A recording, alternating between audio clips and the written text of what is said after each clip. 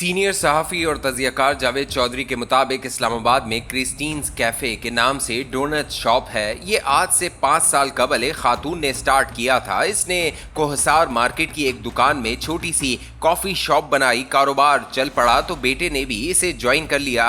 Cell में इजाफा हुआ तो दूसरा और तीसरा बेटा भी आ गया। ये डॉक्टरों की फैमिली है, पूरा ख़ानदान मेडिकल प्रोफेशन से वाबस्ता है। ये लोग मेडिकल लाइन छोड़कर डोनट्स के कारोबार में आ गए और दिन दुगनी रात चुगनी तरक्की करने लगे। इस्लामाबाद में इस वक्त इनकी 7 ब्रांचेस हैं। अगस्त के महीने में इनकी ब्लू एरिया की ब्रांच में एक वाकया पेश आया। चीफ जस्टिस काजी फायद ईसा इनकी बेकरी पर आए। इनकी बेगम और साहबजादी भी इनके साथ थी। वहां एक मुलाजिम ने इनकी वीडियो बना ली और इनके साथ बदतमीजी भी की। चीफ जस्टिस के साथ मौजूद पुलिस एहलकार ने फोन करके पुलिस बुला ली, लेकिन वो लड़का उस वक्त तक 7 मुख्तलिफ प्लेटफॉर्म्स पर वीडियो शेयर कर चुका था और कैफे से फरार भी हो गया था। पुलिस और खुफिया इदारों ने बेकरी के 2 मुलाजिम गिरफ्तार कर लिए। मालिकान को भी बुलाकर पूछ पड़ताल की गई, मगर बदतमीजी करने वाला लड़का नहीं मिला। इस दौरान 25 सितंबर को अचानक ये वीडियो वायरल हो गई और अगले पूरे हफ्ते टॉप ट्रेंड में रही। इन दिनों 26वीं आईनी तरमीम और जस्टिस काजी फायद ईसा की एक्सटेंशन का मामला चल रहा था, लिहाजा पीटीआई की सोशल मीडिया टीमों ने वीडियो को उठा लिया और क्रिस्टीन्स बेकरी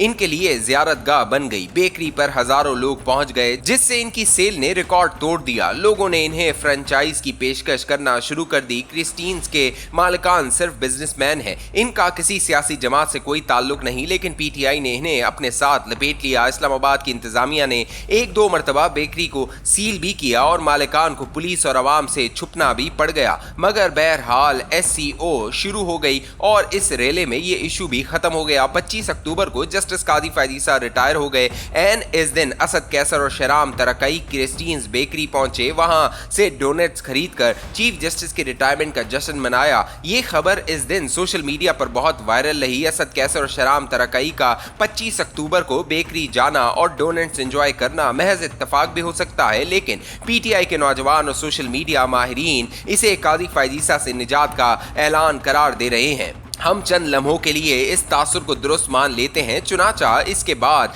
ये सवाल पैदा होता है, क्या ये असद कैसर जैसे ऐसे शाइस्ता शख्स को सूट करता है जो कौमी असम्बली और सूबाई असम्बली के स्पीकर रहे हों, जो तालीम के शोबे से वाबस्ता हों और महज़ब खानदान के साथ ताल्लुक भी रखते हों। इसी तरह शराम तरकई भी तरकई खानदान से हैं और ये खानदान महज़ब और खुशहाल है। क्या इस खानदान के सपूत से ऐसी मरीजाना हरकत की तवक्को की जा सकती है? इसी तरह चीफ जस्टिस के रिटायरमेंट पर 2 यूट्यूबर्स और सहाफियों ने भी इनके साथ जो सलूक किया और चंद बुजुर्ग वकला ने भी इनके साथ जो किया, ये ट्रेंड भी दुरुस्त है।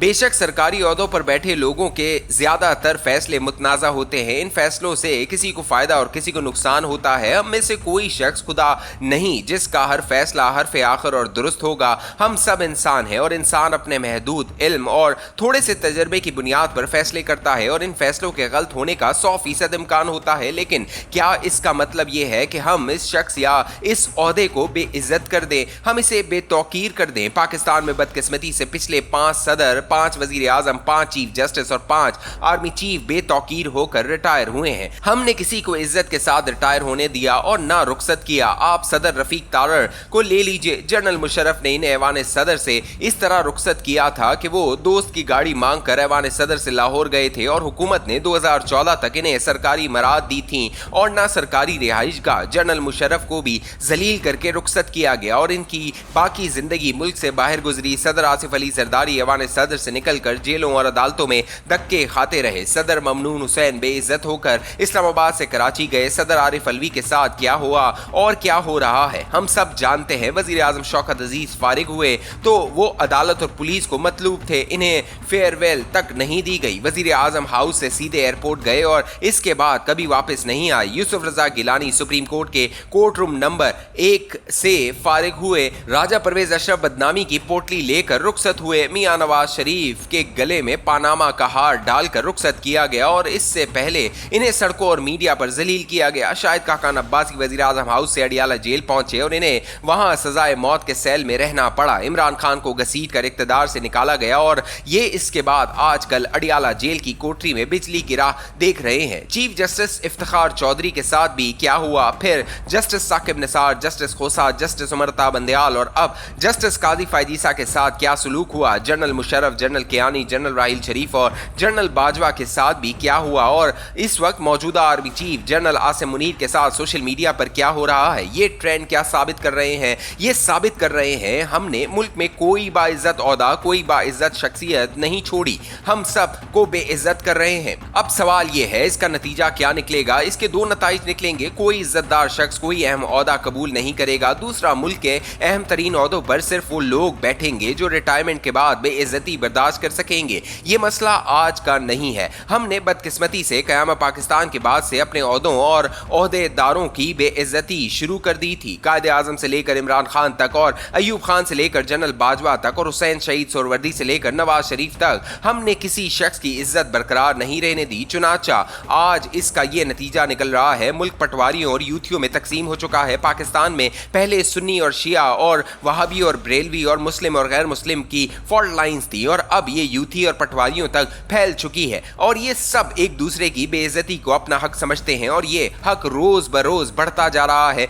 हमें अब हर ओहदे पर अपनी मर्जी का ओहदेदार चाहिए और वो शख्स हमें फेवर करते हुए कानून देखे, आइन और न ही कोई कायदा, बस हमारा कायद फतह याब होना चाहिए। जबकि इसके मुकाबले में आप दाएं बाएं देख लें, भारत में लाख इख्तलाफ के बावजूद तमाम ओहदों को इज्जत के साथ रुखसत किया जाता है। अमेरिका, बरतानिया और यूरोपीय ममालिक तो इस मामले में बहुत आगे हैं। वहां डोनाल्ड ट्रंप भी इज्जत से जो बाइडन का इस्तकबाल करता है और जो बाइडन इज्जत के साथ डोनाल्ड ट्रंप को गाड़ी में बिठाकर रुखसत करता है। बेशक अमेरिका में भी पॉलिटिकल फॉल्ट लाइंस गहरी हो रही हैं, लेकिन ये वहां अभी बेइज्जती के फेज में दाखिल नहीं हुई। लोग आज भी वहां इख्तलाफ के बावजूद एक दूसरे का एहतराम करते हैं। लोग कैफे में दाखिल होते हैं तो मुखालिफिन अपने हैट उतार कर साइड पर रख देते हैं। मैं हरगिज नहीं कहता हमें चंद बरसों में अमेरिका, यूरोप, जापान या चीन बन जाना चाहिए, लेकिन हम कम अज कम नफरत कंट्रोल करके और इज्जत में इजाफा करके मुल्क में सुकून जरूर पैदा कर सकते हैं। माहिरीन कहते हैं इंसान में इज्जत से शाइस्तगी पैदा होती है, शाइस्तगी से तहजीब आती है, तहजीब से सुकून और इत्मीनान आता है,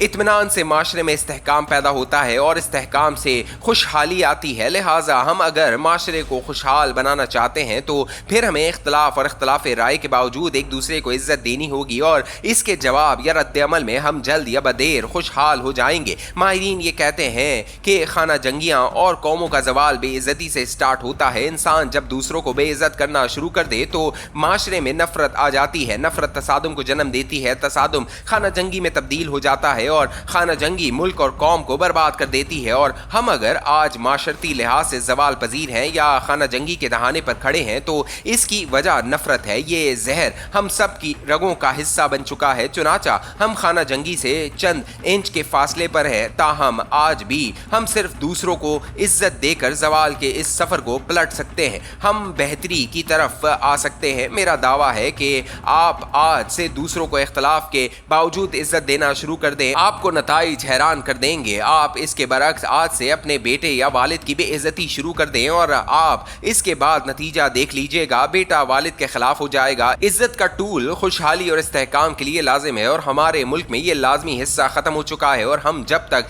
इसे वापस नहीं लाएंगे ये मुआशरा इस वक्त तक तरसता रहेगा।